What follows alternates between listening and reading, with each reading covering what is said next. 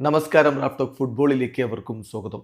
FIFA world cup ക്വാളിഫയറിൽ സ്പെയിനും തുർക്കിയും തമ്മിൽ ഏറ്റുമുട്ടുമ്പോൾ അത് Yamal versus Arda Güler പോരാട്ടം എന്ന രൂപത്തിലാണ് ഫുട്ബോൾ ലോകം കണ്ടത്. റയലിൻ്റെയും ബാഴ്സയുടെയും രണ്ട് യുവതാരങ്ങൾ രണ്ട് ടീമുകളിലായിട്ട് ദേശീയ ടീമിന് കളിക്കാൻ ഇറങ്ങുന്നു. പക്ഷെ തുർക്കിയിലിട്ട് ഈ യമാലിൻ്റെ സംഘം സ്പെയിന് തുർക്കിയെ വലിച്ചു കീറി ഭിത്തിയിൽ ഒട്ടിക്കുന്നതാണ് നമ്മൾ കണ്ടത്. യമാലിൻ്റെ വക ഇരട്ട അസിസ്റ്റുകൾ ഉണ്ടായിരുന്നു. മറ്റൊരു ബാഴ്സ താരം പെഡ്രിയുടെ വക ഇരട്ട ഗോളുകൾ ഉണ്ടായിരുന്നു. പിന്നെ മൈക്കിൾ മെറിനോയുടെ ഹാട്രിക്ക്, ഓയർസബാളിൻ്റെ ഹാട്രിക് അസിസ്റ്റ്, ടോറസിൻ്റെ ഗോള് എല്ലാം കൂടി ചേർന്ന് അങ്ങ് തീർത്തു കൊടുത്തു തുർക്കിയെ.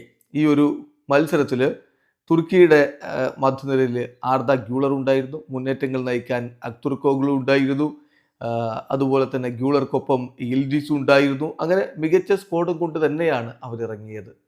മറുഭാഗത്ത് നിക്കോ വില്യംസ്, ഓയർസബാൾ, ലാമിൻ യമാൽ എന്നിവരെ ഒരുമിച്ച് മുന്നേറ്റ നിരയിൽ ആദ്യ 11 അണിനിർത്തിക്കൊണ്ടാണ് കോച്ച് ഡിലാഫ്യൂൻ്റെ സ്പെയിനിനെ കളിക്കളത്തിലേക്ക് വിട്ടത്.